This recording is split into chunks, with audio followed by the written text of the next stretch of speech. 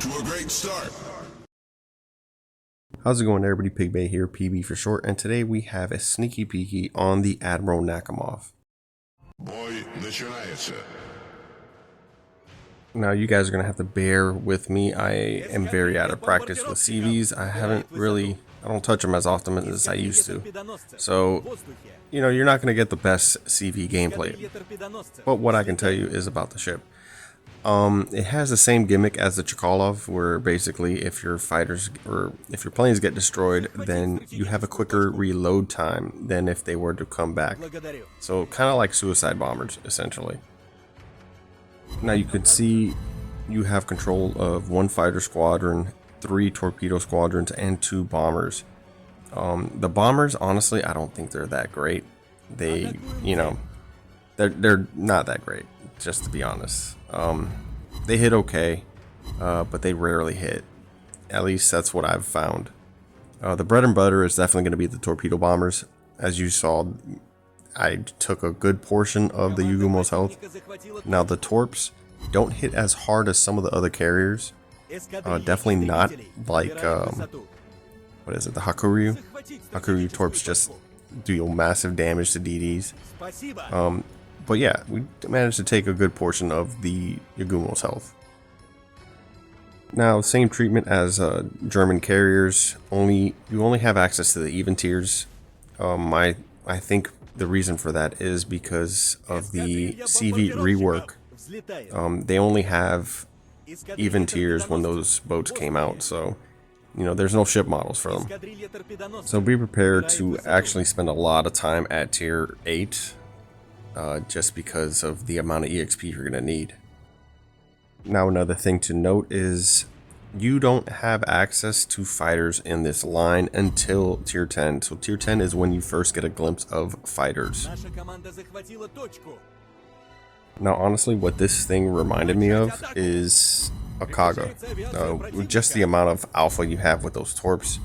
I wouldn't say it's the best carrier, but honestly, I'd rather play this over the, the Manfred, the German CV, just because of, those DDs need to fear you. They need to turn and avoid your torps because you will take a good amount of health if you hit with your squadrons. DDs also need to be aware of charging one of these things because they do got some guns. They're surprising. They're sneaky good. They're 130 millimeters, and it does have quite a bit of them. So it has the same turret as Smolensk, the 4-gun per turret, but it's a little bit of a weird setup. On one side you have 4 of those turrets, on the other you have 2. So it brings your total to 24 guns. But again, it's kind of a little wonky because one side has double the amount that the other does. So just something to be mindful of. They reload every like 6.5 seconds, and then they have about an 8.1 kilometer range on them. Now let's talk about the dive bombers again. So the fire chance is about 20%. It's not terrible.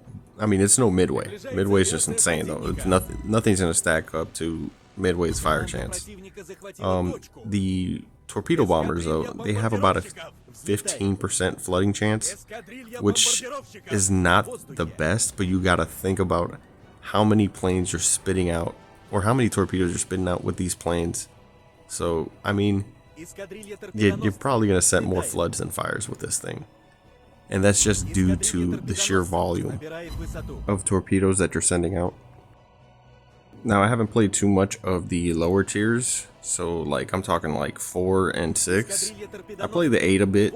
I will probably be releasing a video on that one. That's gonna have its own problems, to be honest, but it might not be as great as a grind as people were thinking. Normally, when a Soviet carrier, or not carrier, but a Soviet ship comes out pretty powerful. But this one's, at least to me, is not one of those times. But again, I am out of touch with carriers, so it's just not my go-to for me. But I'm curious what everyone's gonna think and how they're gonna play it, essentially. Because I know a lot of people love the German carriers, but I just could not stand them. I didn't think they were. I don't think they're that great.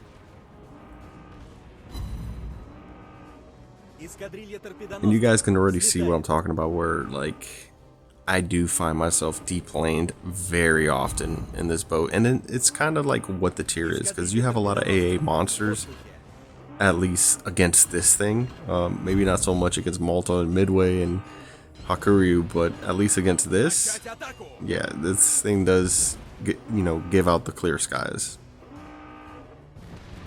On a side note though, the AA is actually kind of decent on this carrier. It's very comparable to Midway. I think this one's a little better because it has longer range than the Midway's AA. So at least it can sort of defend itself against, a carrier.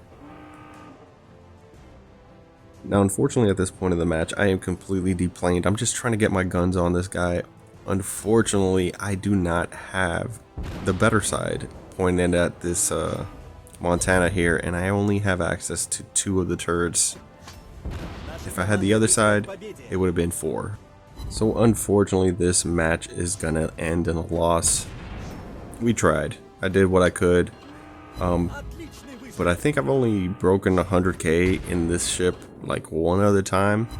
I don't know, I find it difficult to use. But then again, I also find Kaga difficult to use. I know Kaga's good, but I still find it difficult to use. There's just a lot to control at once. But that's going to go ahead and do it for this match here.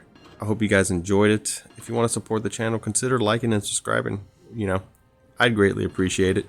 The road to 1K has started, and we're sitting about like 859 right now. So, yeah. Until next time, everyone.